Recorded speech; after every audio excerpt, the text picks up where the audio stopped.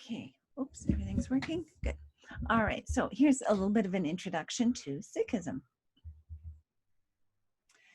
Now, we need to set a little bit of context here. This is a relatively new and young religion, only around 500 years old. And of course, the context is in India. And by the time we get into the beginnings of Sikhism, which really kicks off in the 1500s, early 1500s, we have Islam very much present in India. And Muslims started to arrive and try to enter India beginning around 700 of the Common Era, and then became increasingly prevalent by the 1400s. And we have the Mughal Empire, predominantly it's a Muslim empire, established in 1526 at Delhi. And so this provides a bit of context here because Hinduism and Islam are very different religions. And so there's a potential for a lot of conflict between these two. Hinduism with its many gods, Islam with its strict monotheism, with the basic thesis is to worship any other god is you are an infidel and in a very dangerous situation. So the conflict here is really, really possible. And indeed, it does take place. But what we do find happening is that here, beginning in the 1400s, all right, that there was a bit of a movement, a bit of a trend that develops in northern India between Muslims and Hindus who would get together. And they were largely of a mystical bent. Within the Hindu tradition, those who were in the Bhakti movement, with an emphasis on devotion to a particular deity like Krishna, for example, which was very prevalent in northern India.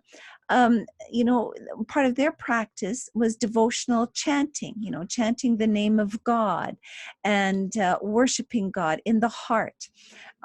Greater authority is given to gurus, those who are spiritually enlightened, as opposed to the priests, the Hindu Brahmin priests, and a greater emphasis on inner experience, all right?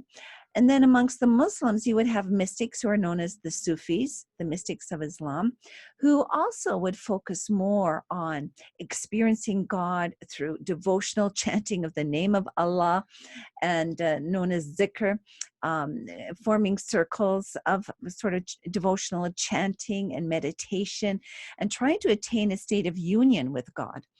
And so we find happening here is, as I mentioned, in the beginning of the 1400s, mystics within the Hindu and Muslim traditions would start to come together and form circles where they would engage in devotional chanting, meditation, prayer, recognizing that really there's one God over and above the differences between religions.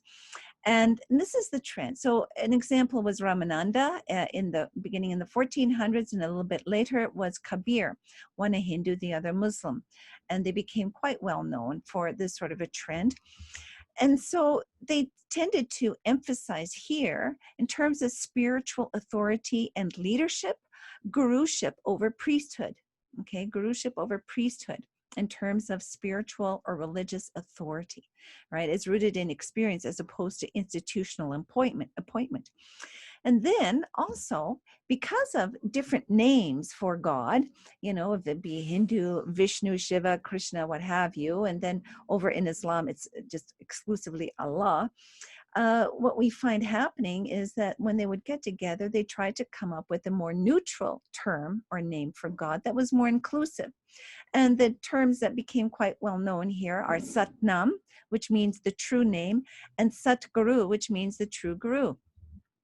And so they would come together for worshiping God as such, and as I mentioned, devotional chanting, reading from all the scriptures, Hindu scriptures, Muslim scriptures, meditation and prayer, and finding that they could have common ground through this type of devotion to the one supreme being, the creator of all.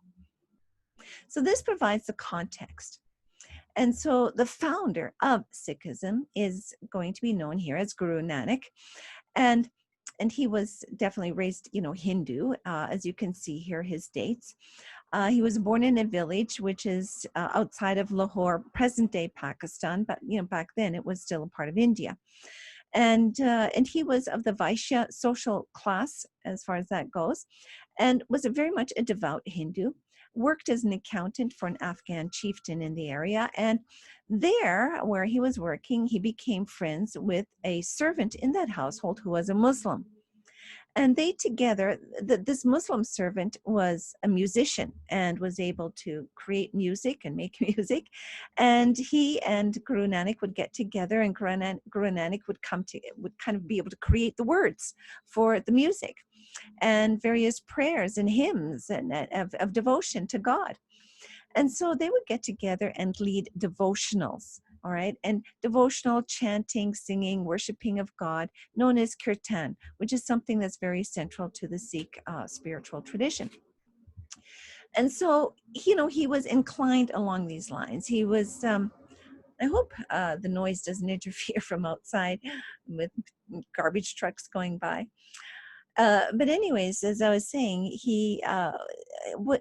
the whole story here is he was very devotional and spiritually oriented throughout his life and was involved here as an adult in these kind of activities. Well, the story is that one morning, as he did his regular morning ritual, which was a classic Hindu ritual in India, is you get up at sunrise, and at sunrise is when you would begin, first of all, with a cleansing, a washing, a bathing ritual of being pure, and then you'd have your morning prayers. And so as he was at the river, engaging in this and, cleansing himself, getting ready for prayer, what happens is he has this profound experience of being taken up into heaven. Right, being just raised up and brought before the very presence of God. And there he then is given basically the message and the call to go forth and teach people this fundamental truth, that in the eyes of God, there is neither Hindu nor Muslim. Right, that there shouldn't be any basis to this kind of religious distinction or differentiation. And he has this profound experience of being in the very presence of God. Well, the story is that he disappears for 3 days. And the people around think maybe he drowned in the river, or he's kind of got lost in the forest, or who knows what happens to him. And then after 3 days, he reappears. He appears before people. He's totally silent for a while. And then when he finally does speak to the people, the first words that comes out of his mouth is this message he got from God, that in the eyes of God, there is neither Hindu nor Muslim.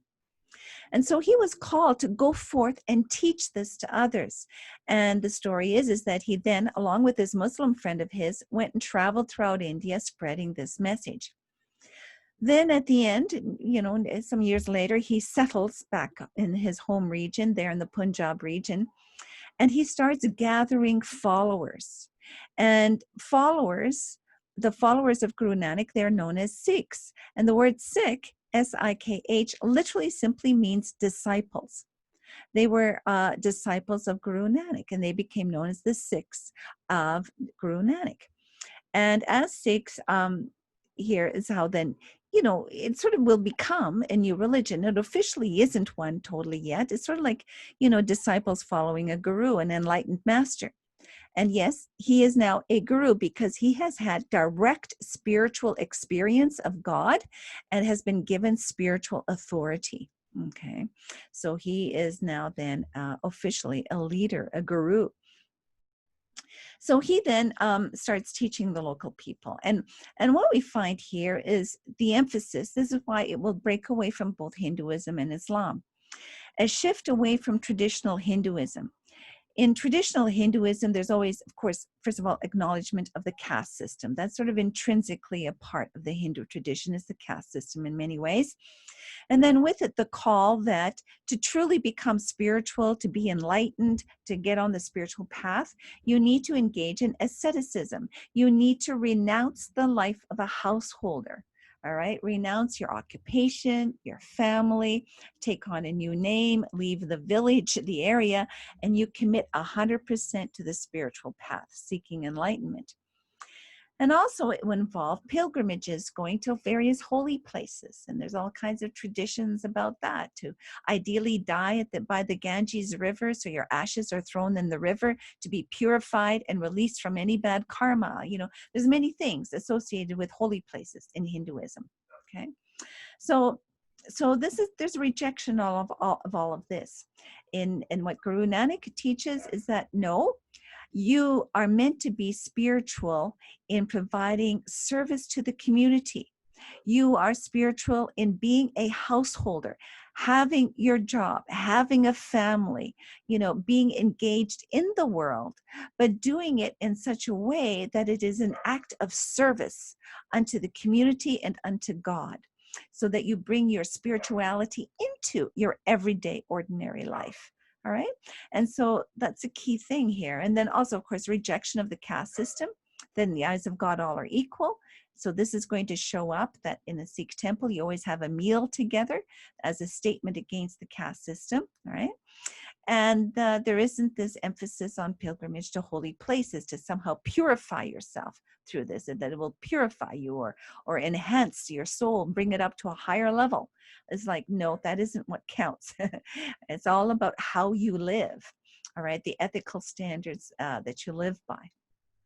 And then contra Islam is a rejection of its strict exclusivism, right? It's very, you know, you have to believe in Allah alone and exclusively worship God in that name, that only Muhammad is the prophet, the last of the prophet, end of all revelation, the Sharia law, the strict legal obligations, the formal forms of prayer 5 times a day in a very ritualistic fashion. All right, you know, there's all those sorts of things about Islam that is rejected.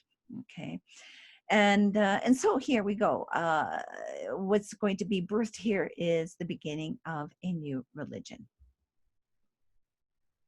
So what happens here is he is then the founder of Sikhism, and he's going to be followed by 9 other gurus, and it's going to, these 10 gurus are going to be held as very foundational to the Sikh tradition. And so what happens is that he passes on spiritual authority in terms of guruship onto Angad after him, and then that gets passed on to Amar Das after Angad, okay, and then to Ram Das after that. As you can see here, the names of the gurus, Guru Angad, Amar Das, and Ram Das. And then from Guru Ram Das on, guruship becomes dynastic. It stays within the family line, passed on to son or grandson, okay, from there on afterwards. So just to highlight a few things here about the different gurus. First of all, Guru Angad, he's the one that begins compiling the Sikh, what's going to become, okay, the Sikh scriptures. And so to make sure that the various hymns and writings that were composed and created by Guru Nanak would be retained, all right, are sort of compiled together, along with some from other Sufi mystics, Hindu mystics at the time that were very popular in terms of devotional kind of hymns and prayers. Right, that's all kind of compiled. And then also, you know, a bit of a tweaking of a Punjabi a dialect to become known as Gurmukhi becomes the text and the script for the scriptures that are going to evolve into the scriptures.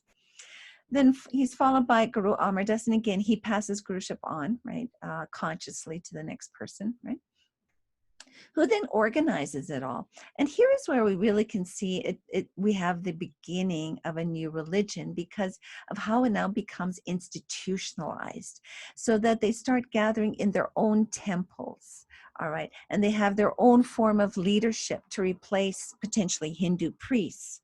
They also now create new rituals for marriage and death that are separate from what Hindus would do or Muslims would do. All right. Also institutes a type of religious tax, 10%, that then can go towards the building of their own temples and supporting the leadership in those temples. Excuse me. That isn't what I wanted to do. I just wanted to, excuse me, I had to cough there.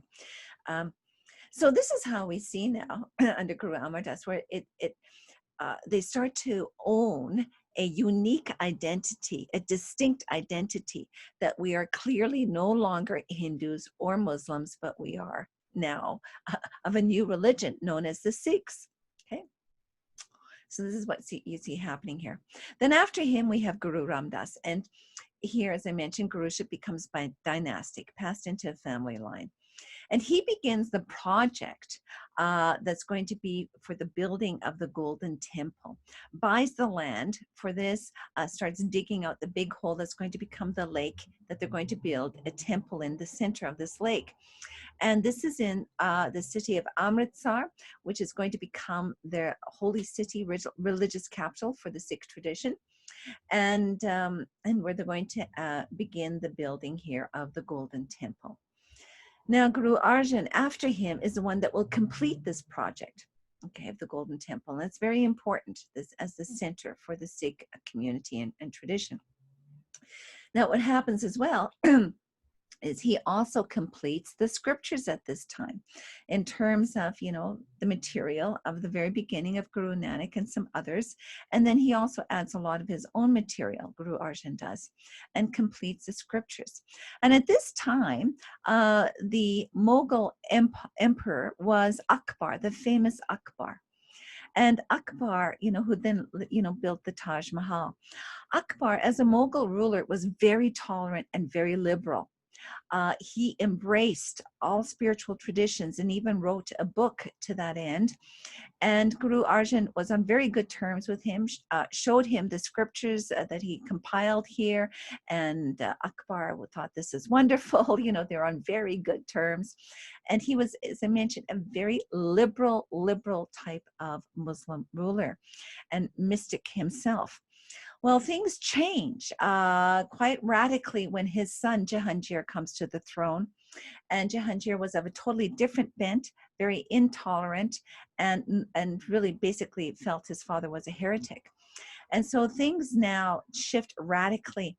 And the end result was that, and I don't know all the details of this, there's a lot of history behind this, but Arjan was brought to prison and taken capture by the Mughals and charged with treason, political treason, because Arjan knew that Jahangir was a danger to the throne and was not in favor of him becoming the next emperor at the time. Excuse me.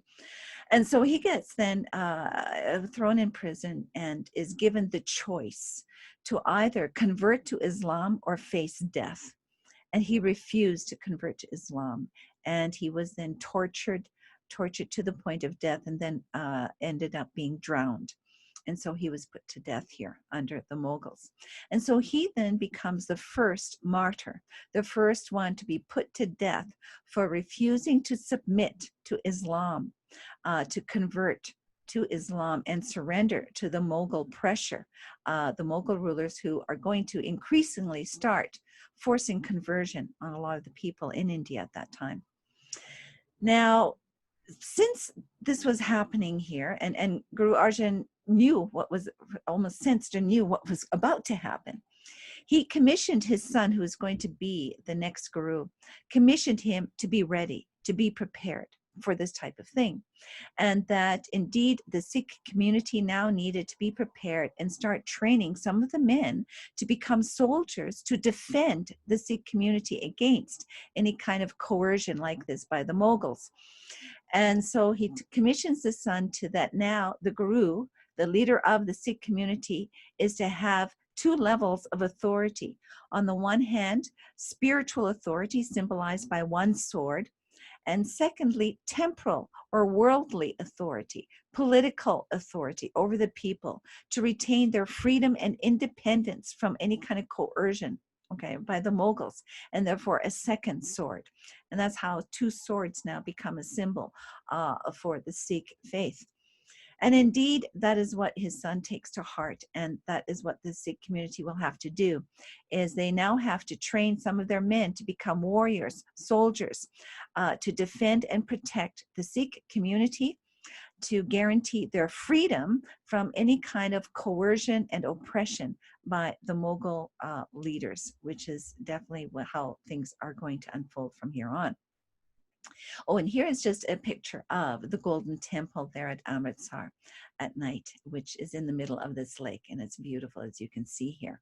All right, this is a very important center. Okay, well then we'll move on to the last of these gurus here.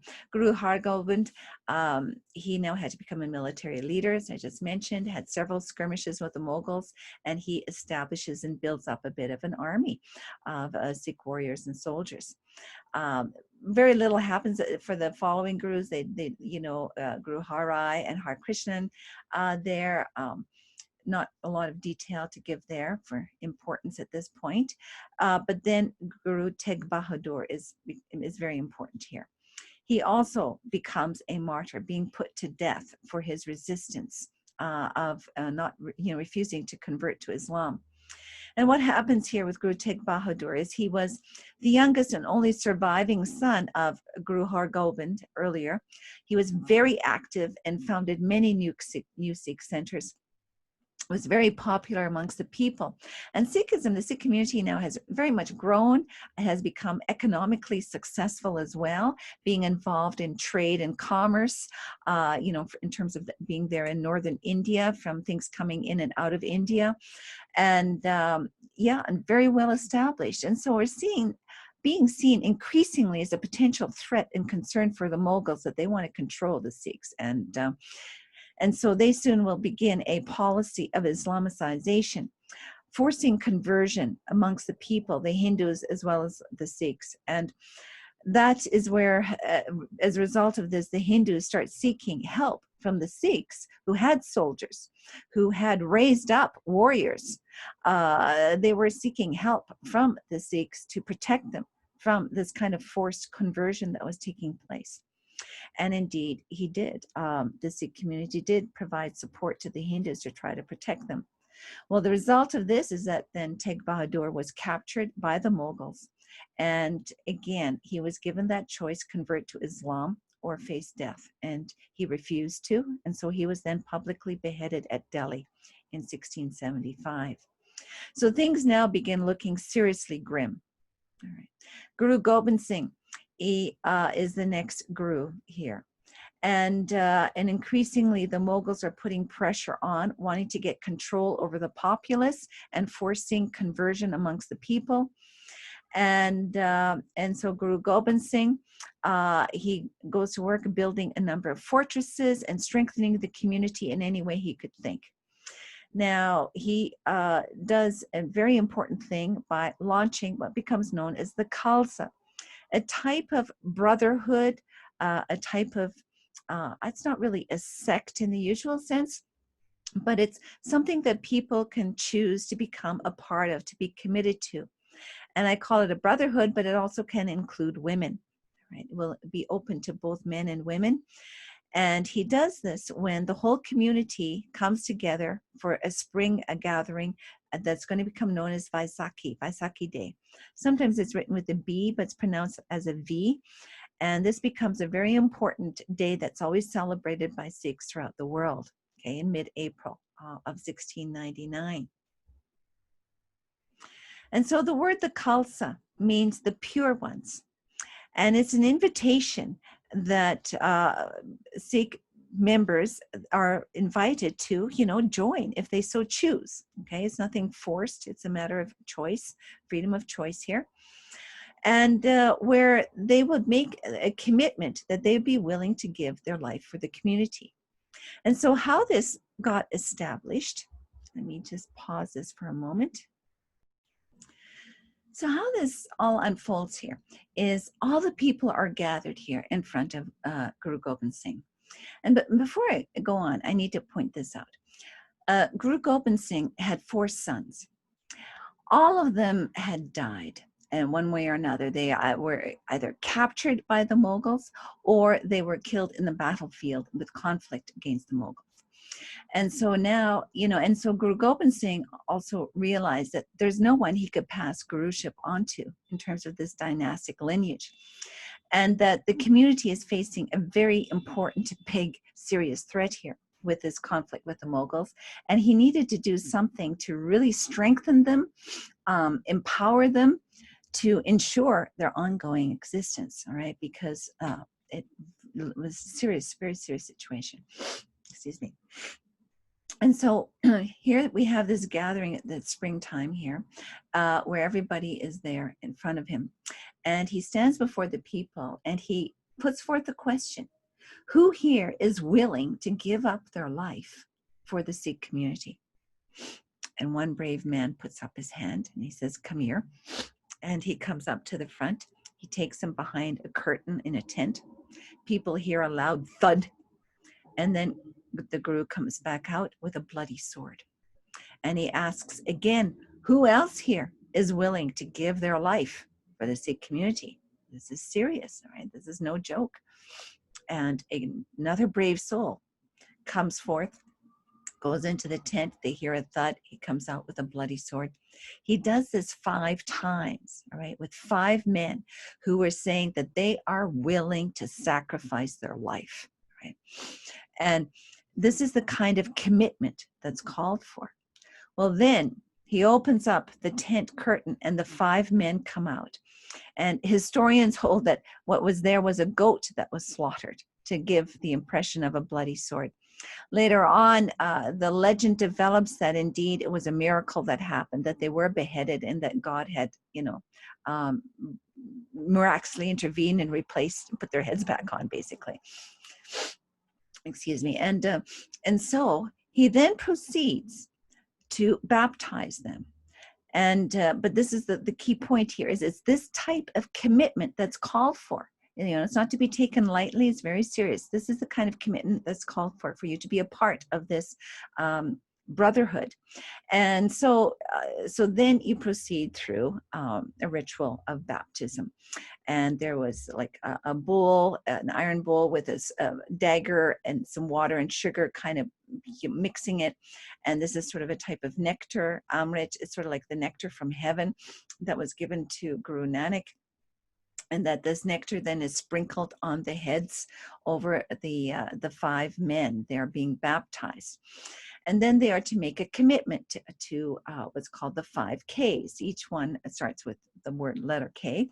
They are to wear a steel bracelet around their wrist in a circle, a circular steel bracelet. And this is a symbol for God. God is eternal. God has no beginning and no end, right? God is eternal. And you wear this on your wrist so you always remember that ultimately and always you are a servant of God. You are a slave to no human being, no Mughal emperor, no other religion. You alone are only the slave of God, the servant of God. And you remember that in all that you do, okay, that you are a servant of God. Number 2, you do not cut your hair. Uncut hair. And so, so that's why you'll often see Sikhs with beards. They'll have their hair to keep it neat and tidy is the next thing, all wrapped up underneath the turban. Now, what is the point of this, to uncut hair? The idea, the teaching here is that God created you with hair. This is a part of God's creation, and God's creation is good. It is good to have hair. It is good to be here as a physical human being and to have a family and go to work. These are good things. They are not to be renounced, as you would find in Hinduism and Buddhism. So in Buddhism, what do? If you want to enter into the spiritual life, you shave your head, right? That's what monks and nuns do. They literally they have shaven heads. And that's to renounce and not try to beautify the body in any kind of a way. And it's like, no, you are made with hair. This is good. You are meant to be beautiful with your hair. You don't shave it off. Then on the other hand, in Hinduism, yes, they won't shave themselves and be bald, but the holy men, their tradition is they neglect the hair. And so it'd be matted, long, dirty, and just a total mess. And so that's why the other side of the coin here is that, okay, you don't cut your hair, but you also keep it neat, clean, and tidy. All right. So it's basically a statement against both Hindu and Buddhist traditions of India with respect to what it means to be spiritual. All right. They're redefining that in terms of what that means. And with it is a different concept that this world is not intrinsically evil or bad. It's created by God. It is good. You are made with hair, and that is good. And to be spiritual doesn't mean I now have to shave it or neglect my hair. Okay. And to be spiritual, I am to live in the world and not renounce work and family, but serve humanity through my work and family. Okay, so it's again just redefining what it means to be spiritual. Well, then to continue on, the fourth thing is boxer shorts. Oh, and let me just kind of add the turban element here. The turban is something that develops a bit later. The turban was something that was worn by the royalty. Those, oh, and that's something I forgot to type in here. Those who were of the royal class, the Raj, the Kshatriya, they would wear a turban, and it was a sign of being of an upper social class. Okay, and so the gurus, the leaders here within the Sikh community, they wore turbans because they were equivalent to royalty at this point. They were the leaders of the community. And so what then happens, technically, the turban at the beginning was not a part of this, that you had to wear a turban to, you know, put your hair in for the men. But it becomes that after, you know, the 10th guru dies and is passed on, that this then becomes added in here, that the men of the Khalsa, they would then wear a turban. And that goes because what happens here as a part of this ritual, this initiation, is you also would take on a name that indicates that you are now a member of the Khalsa. And so the men would take on the name Singh, S-I-N-G-H, Singh, meaning, and it means being a lion. It means lion. And the lion is the king of the jungle. It's sort of a symbol of royalty, of strength, dignity, power, freedom, right? Independence. Everyone will fear the lion. The lion doesn't fear any predator. And just like the Sikhs, they're not to fear anyone like the Mughals, okay? They're there to own their power and their dignity and freedom. And the women, if they join the Khalsa, they receive the name Kaur, K-A-U-R, which means princess, all right? And again, it's to represent that idea of dignity, royalty. You do not submit to the Mughals who are trying to oppress you and rule over you. No, you retain your freedom, your independence, and your sense of dignity as a human being, right? That's a big thing here. So you also acquire these names as being a part of the Khalsa. And that's why kind of the turban comes in, because it's connected with that idea of royalty. Okay. Anyways, I just wanted to bring that in here with the hair component. Well, then to continue on, you also have boxer shorts, wearing boxer shorts. Now, what is the point of that? Well, they would go into battle. And in terms of the clothing at the time, you know, you get on the horse, you jump off the horse, you're in a battle with the swords going. And what would happen, say, if you died on the battlefield, then your opponent could just rip open your clothes and expose your private parts as a form of just humiliation, right? And so here it's held that no, you would wear these boxer shorts underneath your clothing so that even out there in the battlefield, your private parts would not be exposed, and you'd always have a sense of dignity, and you'd even perhaps die with dignity of having them covered, all right, with boxer shorts. And it also was to indicate that you, as a Sikh warrior out in battle, that you would be a man of dignity here and chastity. That what is it that men of war do when they conquer a village or a people and they kill off the men in the battlefield? They'll then go into the village and rape the women. Okay, that's a part of the, you know, the booty, the reward of having conquered. This is what they did. People did then, and you know, it's again, it's a part of, in Islam, you could get sex slaves this way. You know, Muhammad did that. He had sex slaves, right? That's a part of the reward sometimes of conquest. And so here, in wearing boxer shorts, it's the message is that as Sikhs, you do not do that. You do not treat women like this, and instead you are committed to chastity, to not taking on other women, raping them. You would only have sex within marriage, all right? And that you treat women with respect. If they are younger than you treat them like your your daughter. If they're the same age as you treat them like a sister. If they're older than you treat them like your mother. You treat women with respect, and you commit yourself to chastity. You do not do what other soldiers would do. Okay, so that's the meaning behind wearing boxer shorts. All right, they all kind of symbolize different things. And then the fifth one is the kirpan, or the sword, that you are to carry the sword. And it could be a dagger or a little longer, bigger sword, or like here in the West, it's just even a symbol of a dagger. And that's even for keeping your hair neat and tidy. There'd be a little comb that is a symbol of your commitment to keeping your hair neat and tidy. And so, so with the sword, it is a symbol for freedom. Okay, it's a symbol for freedom, that you have the right and the responsibility of fighting for holding to human dignity and freedom, that you should not be oppressed by anyone or ruled over by anyone, that it's a commitment to freedom and using power for good. Okay, using power for good, and that kind of commitment to independence is very similar to, like, believe it or not, because people don't like it or whatever, but in the States, with, I think isn't it the Second Amendment with the right to bear arms? It's a similar idea.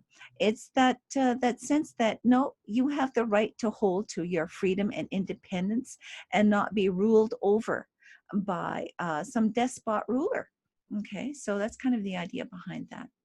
So here we have Guru Gobind Singh getting these 5 men, having them baptized, making them these sorts of commitments, a vow of a commitment to protecting the Sikh community, right, and retaining their freedom and independence from this kind of oppression that was going on, and a commitment to chastity, sexual celibacy, also a commitment to spiritual devotion, doing your daily prayers and devotion to God, right?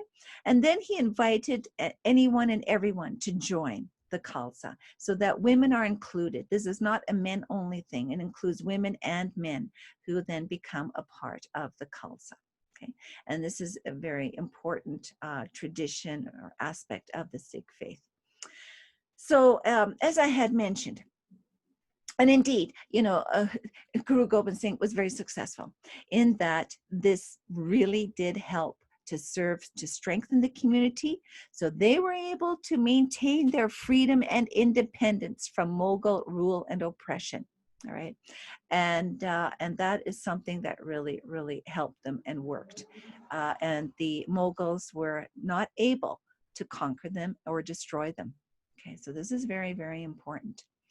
Now, to add to this here on this slide, as I mentioned, Guru Gobind Singh, all of his 4 sons had died one way or another. So there was no one to pass Guruship onto.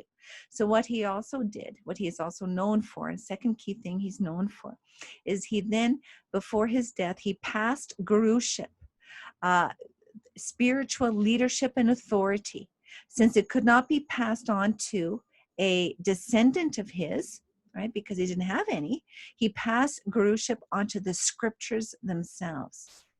So the scriptures, the Sikh scriptures, they now become honored as the Guru, the spiritual leader and authority for over the Sikh community. Okay. And so the scriptures are always treated with the highest of respect, as though it's a living person, a person of royalty. And this is something very distinct to the Sikh faith, is how they treat their scriptures.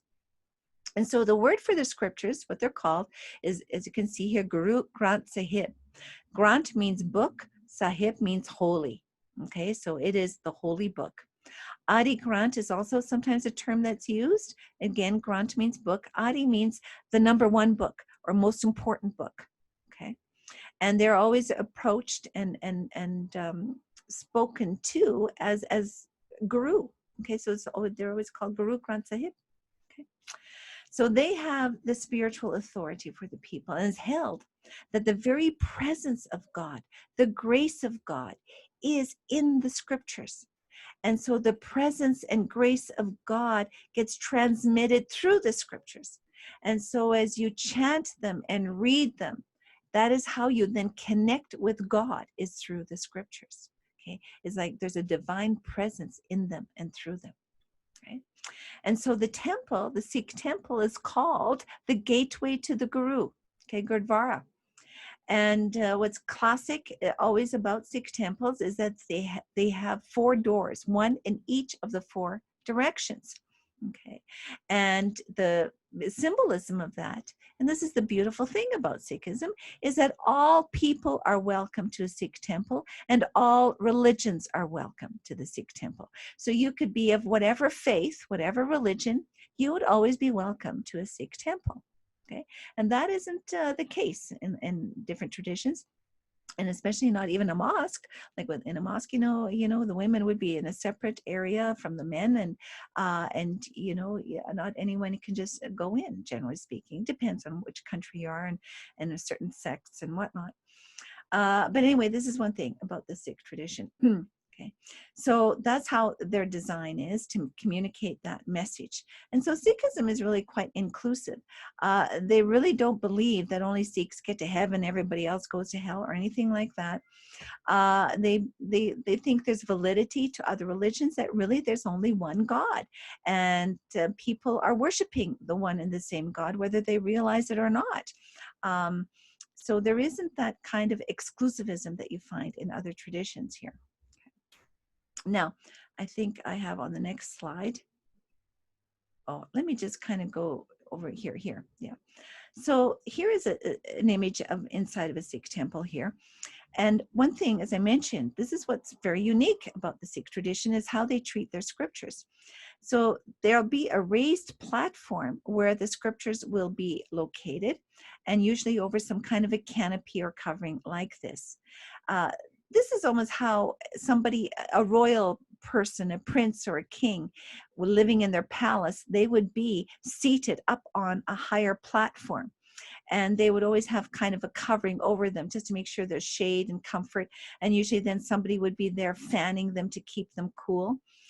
This is how the scriptures are treated, like living royalty. And when you would come into a temple, right, you, first of all, you always take off your shoes, and you would cover your head out of respect. And if you weren't wearing a turban, you would have a scarf that you would put over your head. It's a sign of respect, okay, before the holy presence of the scriptures. And this is common, you even like in the Jewish tradition, they'd always wear the kippah, a head covering. It's seen as a sign of respect to a holy presence. It's something quite universal.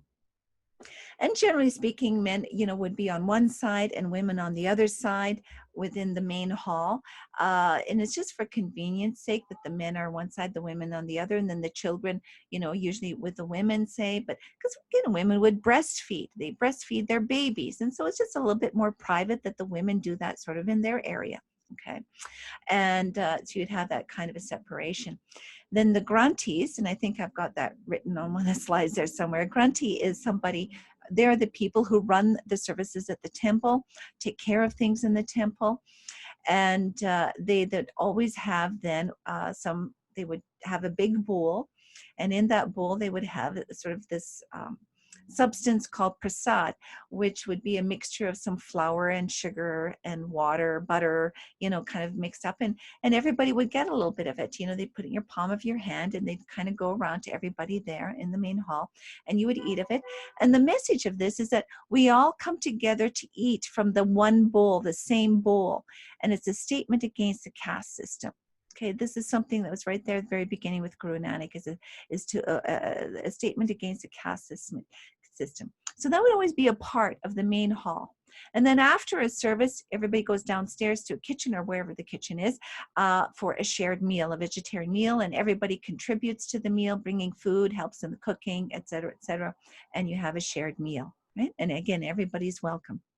So that's sort of the temple. Then there'll be some musicians there. You'll see this here on the slide over to the left. You can see the drums there. They're sitting on the floor. They would lead the kirtan, the time of devotional chanting, singing, worship, right? That would be led. And it's predominantly, chanting from the scriptures, various hymns. Somebody might give a bit of a message, some announcements. And you'd have, that's sort of the typical kind of service gathering at a Sikh temple. Now, let me see here. And since I'm on that, let me continue with this, and I'll go back a couple of slides. So here is another image. What is unique about the scriptures is that because they're treated like a living person, they will be put to bed at night. And there will be perhaps like a separate little room, like a bedroom, and the Granthis will lift up the scriptures, raise it above their heads, have it covered over, and then bring it like a procession into the bedroom and lay it down on this little bed and cover it to be at sleep at night, and then bring it out again in the morning. right? So that's, again, something very distinctive here is how they treat their scriptures like this. And since I'm going on about the scriptures, I'll stay on this page. And this is how you can kind of see like a little bed type of structure here. So they're about 1,000 pages long, the scriptures altogether, around 6,000 hymns. Half of this material is of Guru Arjan, and the rest is mostly from the founder, Guru Nanak, with, a little bit of material of, as I mentioned, some Hindu and Sufi saints and the other earlier gurus. So this is sort of the content, okay, predominantly kind of hymns and prayers. The most important passage is the opening hymn called the Japji. It's about 22 pages long, and this would be something a devout Sikh would chant every day as a type of daily prayer, okay, ideally first thing in the morning. Then this is the most important verse in there. It's called the Mool Mantra, and it goes like this, just so you have an idea. There is one God. His name is truth eternal. He is creator of all things, the all-pervading spirit, present everywhere, right? Beyond birth and death, he is self-enlightened, and he is known by the grace of the Guru, right? That's how you know God, is through the grace of the Guru. And that grace, Guruship, is in the scriptures. So that's how you connect with God, is through those scriptures, right? That's a key thing. Now let me go back, to the previous slide that I kind of missed. And here just a little bit of a word of Guruship here, because there's different levels of Guruship, all right? First of all, who's the ultimate Guru but God? God is Satguru, the true Guru. He is the ultimate spiritual light, guide, authority, salvation, creator of all is God. If there's any being fully, totally enlightened, all right, enlightened, it is indeed God, right? So that is what gives God the authority that he has. The light of guidance that he brings to us is indeed, of course, ultimately God. And then that authority and wisdom and light gets passed on to gurus, who become enlightened beings who have that direct connection with God.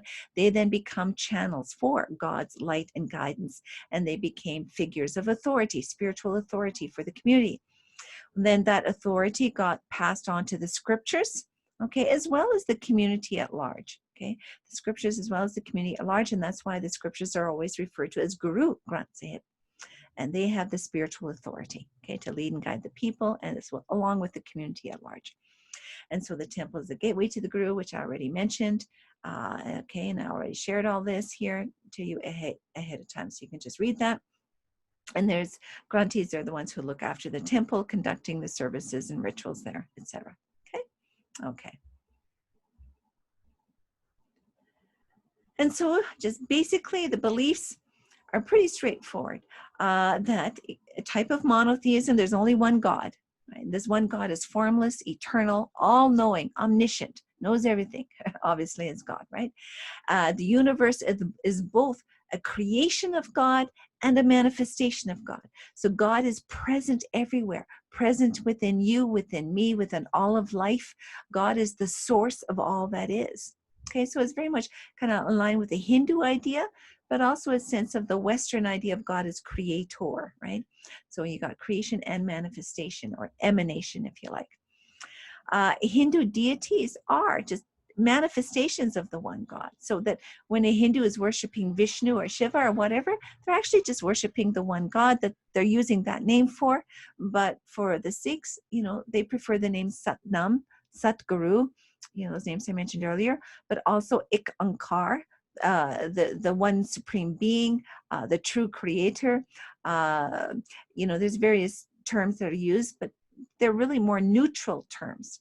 Like the true name, the one creator, the one supreme being, they're rather neutral kind of terms, and not like Vishnu, which, is, like the name Linda. Okay. So anyways, also what's emphasized is that here God is personal, not impersonal like Brahman, but even though God is personal, there really isn't any image or form of God that is suitable at all. So that's where, again, you got kind of the Western idea that comes from Islam there, of no image or form of God, but yet also personal, okay?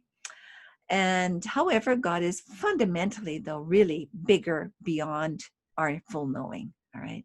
God is always greater and more than what we can know. God is revealed to the human heart through his name and through chanting the scriptures. So this is where you kind of see this kind of continues from the Hindu bhakti tradition, as well in the Sufi tradition, of chanting the name of God, chanting the scriptures, that is key to connecting with God and knowing God, that becomes the vehicle, the channel through which one can know God, and that the grace of God can come to you and then enlighten your soul. So your soul is actually just like what we saw in Hinduism. It's really one with God. It is a part of God. It is the divine part within you. It is the spark of God, the essence of God within you. The soul is like a drop of water coming out of the ocean, and that ocean is God. But it's like that drop of ocean water got in this body. And at that right point, when you are freed from attachments to this world, that drop of water, or your soul, will be released from reincarnation, released from the material world, and will go back and become one with that ocean, merge into that ocean, the ocean of God. Okay, so that's sort of the idea here. So the soul, keeps reincarnating here because of its attachments to material existence. And so the soul needs to be purified of that kind of attachment, purified of various vices. You need to go from being manmukh, or self-centered, to becoming God-centered, or gurmukh.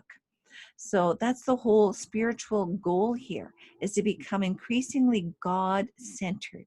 And when you're God-centered, you become more purified in your soul and become more virtuous.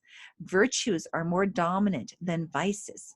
Okay, when you're self-centered, or manmukh, you are dominated by vices of greed and anger, pride, materialistic desires and attachments. Okay, they are dominant when you are, quote, self-centered or manmukh, right? So the goal is to get purified from that and become God-centered. So as I mentioned, it's that self-centeredness that keeps you reincarnating into this world. And it is, in a sense, like it's kind of like bad karma you create, and that karma gets judged by God, and that then determines your type of rebirth, right? And so, but you want to purify your soul to become gurmukh, God-centered, so that you'll be totally released from any kind of rebirth, to literally become one with God and merge into the divine light and attain what they call nirvana. Okay, it's just sort of like in Buddha's nirvana, which means to extinguish. And it's like blowing out your sense of self as separate from God. So there's no separate you from God. It's just a merging of going back into the ocean of the Godhead. Okay, so that's sort of the basic beliefs and practices, and and I think I've covered everything that I want to cover here on Sikhism. Okay, so you have a bit of an idea on that. All right. Okay, so that's that for now.